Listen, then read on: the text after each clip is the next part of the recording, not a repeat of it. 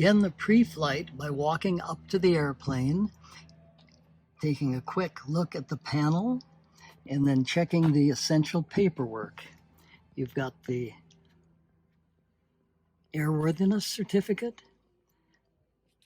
the radio permit, the weight and balance, the airworthiness, the owner's manual, and the pilot checklist.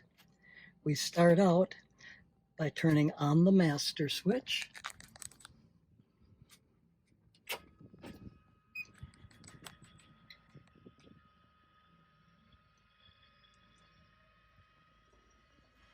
And noticing the fuel gauges here. Then reaching down and moving down the flap switch. Noticing the flaps are going down on the wing. Then we retract that and the flaps come up.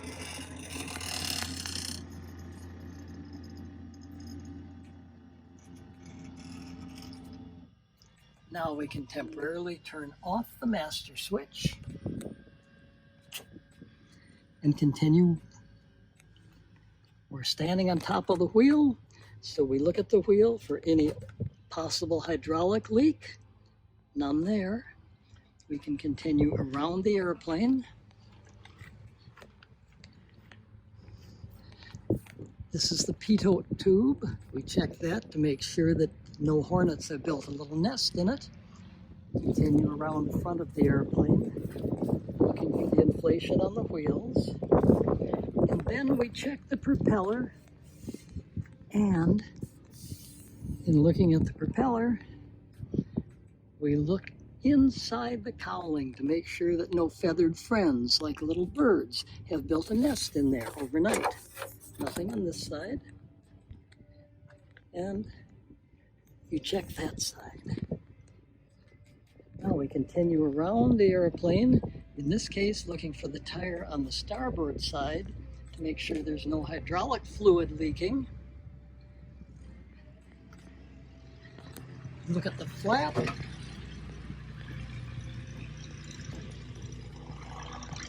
And we notice the aileron moving up or down on both. This is the aileron on the right side.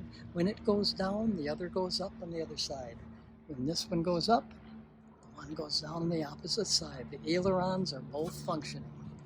Our radio antennas look good, and it is a Cessna Aerobat. Continuing towards the empennage or tail, we continue to look to see that the elevators are functioning up and down freely. In that lovely checkered rudder with the VOR antenna on the top is functional, and we move the rudder back and forth. Continuing around this side of the aircraft, elevator functioning. Moving up the side of the aircraft, we take another look at the wheel here. And finally, on this side of the aircraft, we check a little item called the static port. It's very small, but that little hole in there is very important for functioning several gauges. That was a good start to a walk around. Part of the pre-flight is checking the amount of fuel in each of the tanks on the wings.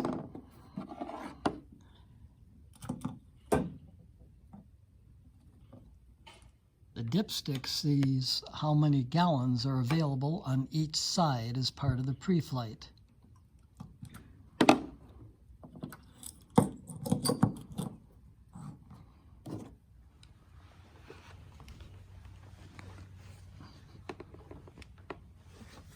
Then the next step is to check the amount of oil in the engine.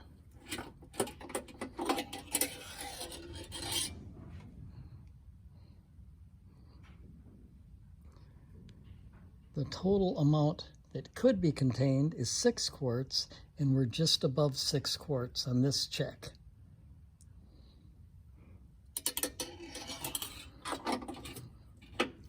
Again, a thorough look all around the firewall area with the battery to see if anything looks to be out of sort.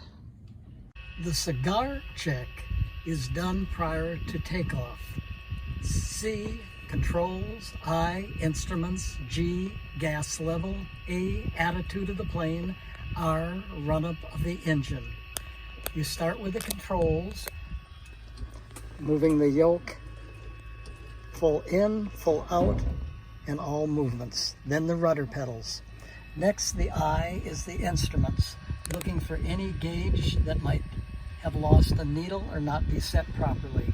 You continue across, checking the radio settings that they're proper for your mission, fuel, and the gauges. The gas is checked. The attitude is the trim, checked with this knob here. The flaps checked with the flap gauge here. And then finally the engine is run up to 1700 RPM to check the magnetos on both left and right side.